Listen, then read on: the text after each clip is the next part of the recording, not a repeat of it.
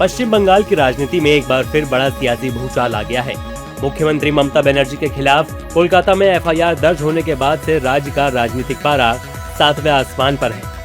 मामला मार्च 2026 में दिए गए उनके एक विवादित राजनीतिक भाषण से जुड़ा है। इस कार्रवाई के बाद से बंगाल में सियासी युद्ध छिड़ चुका है। दीदी के गढ़ कोलकाता में हुआ है वो बड़ा खेला जिसने बंगाल से लेकर दिल्ली तक की सियासत में खलबली मचा दी है। पश्चिम बंगाल की मुख्यमंत्री और टीएमसी सुप्रीमो ममता बनर्जी अब कानूनी शिकंजे में घिरती नजर आ रही हैं। कोलकाता के एक स्थानीय कारोबारी ने इस भाषण के खिलाफ हेयर स्ट्रीट थाने में हेट स्पीच के तहत शिकायत दर्ज कराई थी, जिसे लंबी जांच के बाद अब कोलकाता पुलिस ने आधिकारिक एफआईआर में तब्दील कर दिया है। एफआईआर की खबर जैसे ही बाहर आई, बंगाल की राजनीति में आरोपों और बयानों के तीखे तीर चलने शुरू हो गए। विपक्ष ने केंद्र और राज्य सरकार पर तीखा हमला बोलते हुए इसे लोकतंत्र की हत्या बताया। हमारे मुख्यमंत्री अपने गंभीर धाराओं के मुकदमे वापस लेते हैं, लेकिन बीजेपी की सरकार बनने के बाद एक लोकप्रिय मुख्यमंत्री पर मुकदमे दर्ज करा रही है। इससे ज्यादा खतरनाक काम लोकतंत्र में क्या हो सकता है? ये लोकतंत्र को खतरा। देखिए, ये सब जब इलेक्शन के पहले ये भाजपा को बड़ा बड़ा नेता लोग जब आ रहे थे, यहाँ का भी तो बहुत सारे डायलॉगबाजी किए थे, उल्टा करके, ये करके, वो करके, तो उसके खिलाफ भी तो एक्शन होना चाहिए। अभी वो लोग सत्ता में है और ये एक भय का माहौल क्रिएट करने के लिए, थ्रेट का माहौल क्रिएट करने के लिए ये सब कर रहे हैं। हाँ, दीदी का तो बहुत खराब चल रहा है। दीदी को सब छोड़ के चले जा रहे हैं और सुनने में एफआईआर भी कर दिया उनके ऊपर, हेट स्पीच के लिए मामला भी दर्ज हो गया है। उसमें क्या बोलेंगे, पुलिस इन्वेस्टिगेशन करेगी और जो भी होगा लीगली वैसे जो भी होगा सबके सामने आएगा। दूसरी तरफ सत्ता पक्ष के नेताओं ने ममता बनर्जी पर पलटवार करने में जरा भी देरी नहीं की। उन्होंने इस कार्रवाई को कानून की जीत बताया। सत्ता पक्ष के नेताओं का कहना है कि ये किसी राजनीतिक डराने धमकाने की कोशिश नहीं, बल्कि जनता का जवाब है।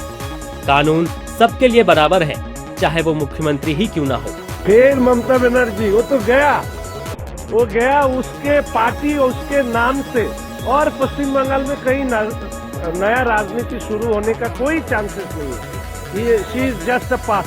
लॉज हुआ है वो तो देखिए, वो आईनी मामला है, उसको विचार करने के लिए कोर्ट है। उसे इस बारे में मुझे कोई कमेंट्स नहीं करना है, but please stop questioning regarding Mamata and TMC. They are dumped in dustbin. अब ममता जी का दिन पूरा हो गया। जिस तरह से तृणमूल कांग्रेस का गुंडागर्दी इतने लंबे समय से पश्चिम बंगाल में चल रहा था कि जिस दिन रिजल्ट आया विधानसभा का, तो बंगाल की आजादी का दिन वो था। आपने देखा होगा जिस तरह से लोग जश्न मना रहे थे। तृणमूल कांग्रेस के भी कार्यकर्ता और नेता ने जश्न मनाया कि ममता बनर्जी के डिक्टेटरशिप से अब हमको छुट्टी मिल गया। जिस तरह उन्होंने सांप्रदायिक भाषा का, और मैं तो सीधे सीधे कहता हूं, 15 सालों में टीएमसी ने बंगाल के लोगों के साथ पाप किया, भ्रष्टाचार किया, कट मनी के नाम पर बंगाल के लोगों के साथ लूट हुई। तो स्वाभाविक है, कानून तो अपना काम करेगा। साल 2026 के सियासी संग्राम के बीच ममता बनर्जी पर दर्ज हुई एफआईआर आने वाले दिनों में बंगाल की राजनीति को किस मोड़ पर ले जाएगी, ये देखना दिलचस्प होगा। लेकिन एक बात तो साफ है कि दीदी के खिलाफ हुए इस एक्शन ने बंगाल के सियासी अखाड़े को पूरी तरह से दहला दिया है। शिकायत दर्ज होने के बाद अब बंगाल में सियासी पारा भी हाई है। बिहार में आरजेडी और बीजेपी के बीच सियासी बयानबाजी का दौर जारी है। बिहार विधानसभा में नेता प्रतिपक्ष तेजस्वी यादव लगातार सम्राट सरकार पर हमलावर हैं। अब उन्होंने बिहार सरकार पर बड़ा आरोप लगाया। तेजस्वी यादव ने कहा कि बिहार सरकार का खजाना खाली हो चुका है। उन्होंने कहा है कि राज्य सरकार की खोखली नीतियों से अराजक वित्तीय हालात पैदा हो गए हैं। वित्तीय वर्ष 2026-27 के सिर्फ 3 महीने ही बीते हैं, लेकिन हालात ये हैं कि पेंशन जैसे रूटीन खर्चों के लिए भी पैसे नहीं हैं। सरकार को इसके लिए आकस्मिक निधि से करोड़ों रुपए निकालने पड़ रहे हैं। बिहार कंगाली की कगार पर पहुंच गया है। राज्य पर भारी कर्ज है और ब्याज चुकाने में ही बड़ा पैसा जा रहा है। तेजस्वी के इन आरोपों पर बिहार की सियासत का गरमाना लाजमी है। बिहार सरकार के खाली खजाने वाले बयान ने भी ऐसा ही किया है। बीजेपी ने तेजस्वी के आरोपों को पूरी तरह से खारिज कर दिया और साथ ही कहा कि आकस्मिक निधि के पैसे बिहार के हैं और बिहार की जनता के हैं। कोई खजाना खाली नहीं है, तेजस्वी जी चिंता न करें। बिहार की सरकार बिहार के लोगों की चिंता कर रही है। आप देखिए कल माननीय मुख्यमंत्री जी ने प्रेस कॉन्फ्रेंस करके कहा कि चिंता न करें, चाहे वो कॉन्ट्रैक्टर हो, चाहे एक दिन में उन्होंने जो भी सामाजिक सुरक्षा के पेंशनधारी थे 1100 रुपया प्रत्येक पेंशनधारी एक दिन में डीबीटी के माध्यम से सबके खाते में पैसा मिल। सरकार का खजाना खाली है अगर तो डायरेक्ट ट्रांसफर जो राज्य के सामाजिक सुरक्षा पेंशन के तहत दिया गया आकस्मिक निधि से, कारण उसका यह था कि 400 रुपया पेंशन पहले मिलता था, फिर हम लोगों ने वायदा किया 1100, तो 1100 की राशि जब बढ़ी तो आपको तो भुगतान करने के लिए आकस्मिक निधि का इस्तेमाल करने का हमको अधिकार है। वह दौर भी बिहार देखा है कि 90 करोड़ का आवंटन होता था, 190 करोड़ निकाल लेता था। सरकार का खजाना तो बिल्कुल खाली नहीं है। तो बिहार के मुख्यमंत्री सम्राट चौधरी जी ने भी पूरी स्थिति स्पष्ट कर दी है।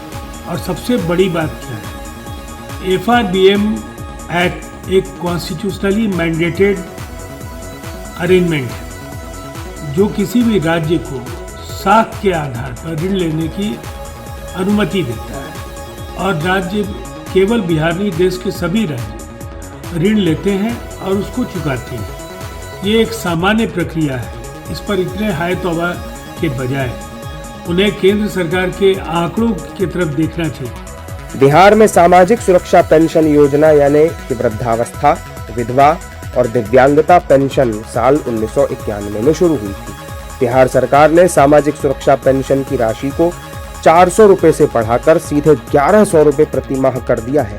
इस बढ़ोतरी से राज्य के 1 करोड़ से अधिक बुजुर्गों, महिलाओं और दिव्यांग जनों को फायदा मिल रहा है। वहीं तेजस्वी के आरोपों के बाद राज्य की राजनीति में सियासी बयानबाजी भी जारी है।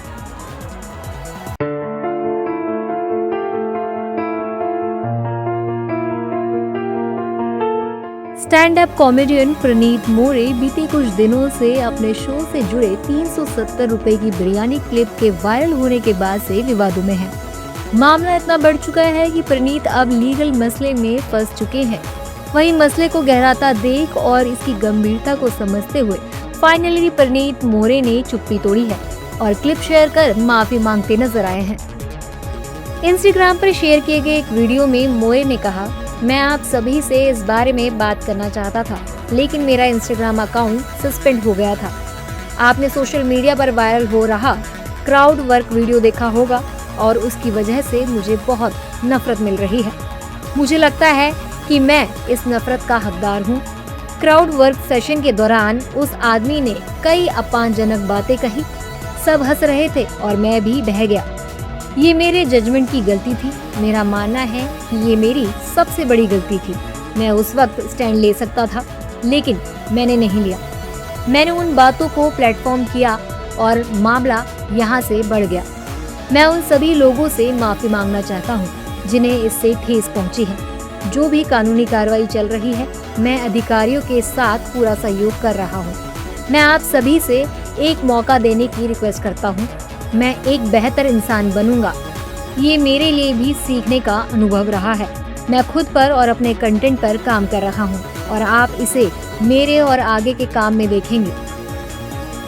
बता दें, राष्ट्रीय महिला आयोग ने गुरुग्राम में एक स्टैंड अप कॉमेडी शो के दौरान कथित तौर पर की गई टिप्पणियों को लेकर गुरुवार को मोरे और वेब डेवलपर हिमांशु जागड़ा को तलब किया।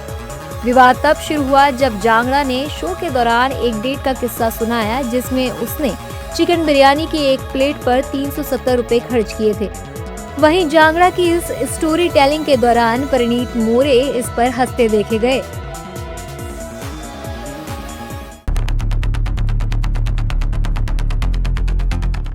OTT पर रिलीज हुई माधुरी दीक्षित स्टार फिल्म मां बहन को क्रिटिक्स और व्यूअर्स की सराहना मिल रही है। इस बीच डीवा समय समय पर फैंस को अपने स्टनिंग पोज से विजुअल ट्रीट दे रही है। इस सर्कल को जारी रखते हुए माधुरी ने अपनी एक नजाकत भरी क्लिप शेयर की है, जिसमें उन्हें हरियाणवी गाने पर अदाओं का जादू चलाता देखा गया है। माधुरी दीक्षित ने इस पोस्ट को शेयर करने के लिए इंस्टाग्राम का सहारा लिया। वीडियो में डीवा पिंक और येलो कलर की साड़ी में हमेशा की तरह बेहद खूबसूरत लगी है। साथ ही मैचिंग इयररिंग और गजरा लगाकर अपने चार्म को एनहांस करती नजर आई है। क्लिप में डीवा पॉपुलर हरियाणवी गाने शीशा पर थिरकती नजर आई है। साथ ही अपने एक्सप्रेशन से एक बार फिर से फैंस का अटेंशन ग्रैब करने में सक्सेसफुल रही है। पोस्ट के कैप्शन में डीवा लिखती है, I have looked into enough mirrors to know the woman looking back at me is not the one the world defined, she is the one I have been building all along.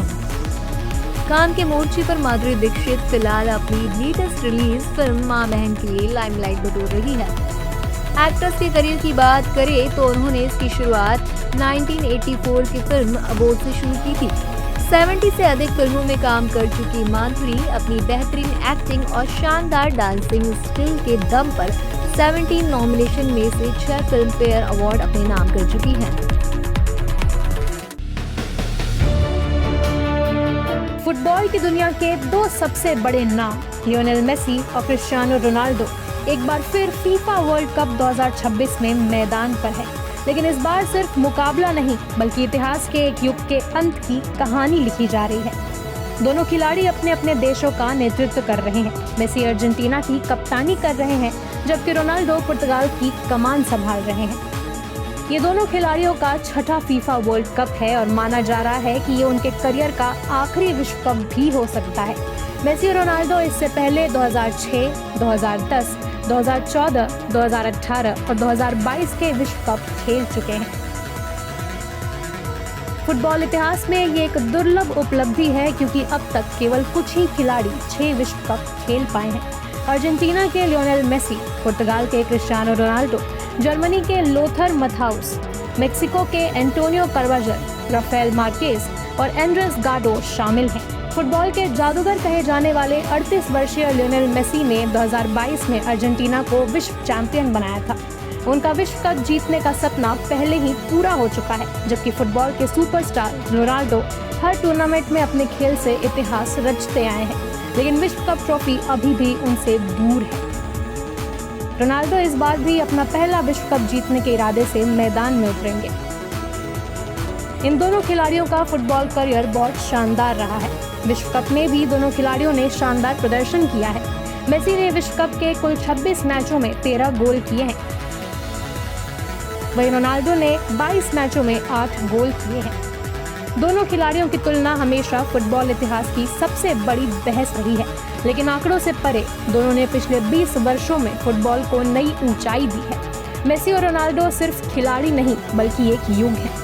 उनकी प्रतिद्वंदिता ने football को global level पर सबसे लोकप्रिय खेलों में बदल दिया।